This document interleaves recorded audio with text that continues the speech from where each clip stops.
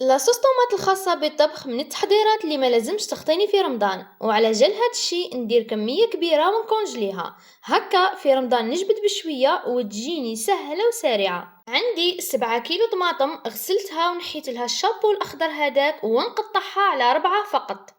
بعدها نحطها على النار تكون ناقصة خلاص، ما نزيد لها لا ما لا والو ونخليها حتى تطلق الماء تاعها وطيب.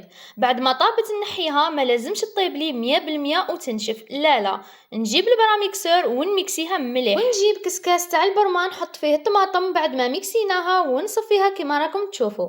انا استعنت بالميكسور ليه صفيتها. في الاخير يبقاو غير القشور نتخلصوا منهم. هنا نزيد مغرف صغيرة تاع ملح وكأس إلا ربع زيت وثلث مكعبات جامبو. أنا درت 1 ذوق دجاج وزوج ذوق خروف، خلطتهم كامل مليح. هاد لاصوص صدقوني راح تزيد لكم بنة على بنة للماكلة تاعكم. رجعوها فوق النار تكون دليلة كالعادة مدة 10 دقائق ونطفيو وما نخليوهاش تنشف ونحيوها. كي بردت تماما جيت نقسمها. انا نفضل نقسمها في لي ساشي ترونسبارو هادو، ما تحكمليش لي سباس في الكونجيلاتور.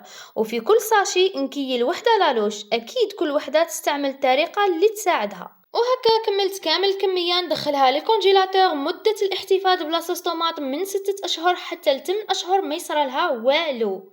ودوكا الزينات ما تبخلونيش بجام وكومونتير وبارطاجيوها اذا عجبتكم الفكره.